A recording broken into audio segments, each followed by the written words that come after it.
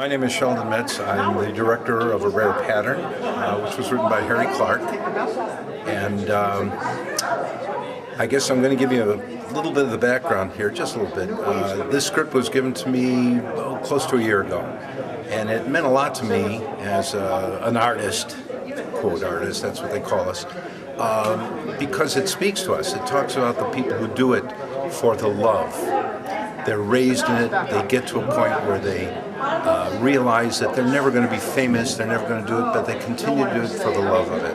And this thing spoke to me, and I had to do the show. Working with the actors, when I found out Margot Kidder was going to be performing this role, I was pleased. She'd gone through a lot of the background that the major character that she portrays in this. The character is fictitious. It's made up of a conglomeration of many people, quotes from some of the famous female poets and poetesses, and she added a lot of personal stuff. In fact, going through the rehearsal, going through another performance up in Scottsdale, we just did a performance that I was crying at the end because it spoke to me and I understood it.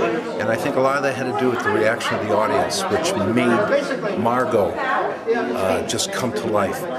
She read this, but it was as if it was her own notes. Harry Clark wrote the words, but it didn't sound like that. It sounded like it came from deep inside.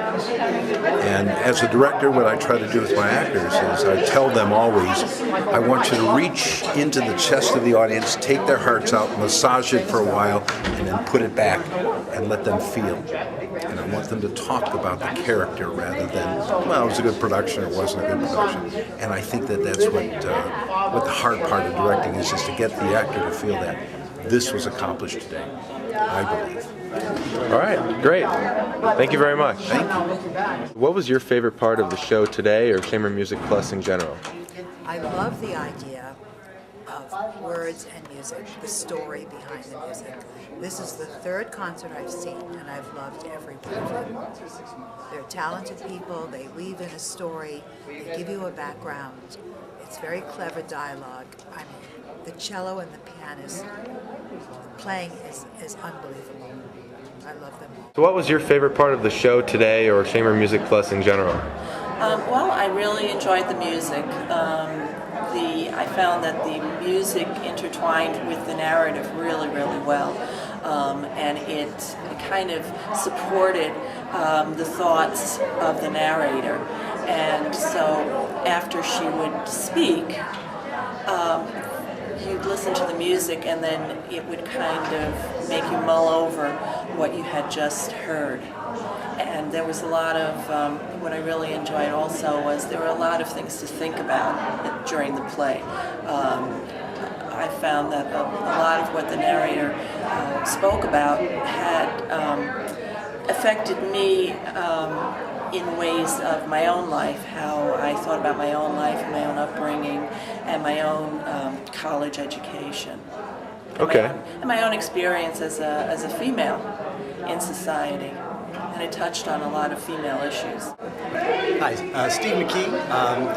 I was in the previous performance that ChamberMusicPlus Music Southwest did. I forget what that was called. What was that called, Gary? Whatever that performance was. What was that last one we did? Preludes. Preludes, thank you. The Chopin Preludes, of course. Yeah, Steve Mckee. I was in the Chopin Preludes previous and got a chance to see this current production with Margot Kidder. Great. So what's the biggest contrast and difference between being in a show and sitting in the audience? Definitely the appreciation from that different perspective. As I said, the neat thing about these performances is that from a performance point of view, it's just a staged reading. But certainly hearing the music and hearing the music that Harry and Sonda did, there's certainly an appreciation for what they're bringing. And it was a neat perspective. All right. Thanks. Great.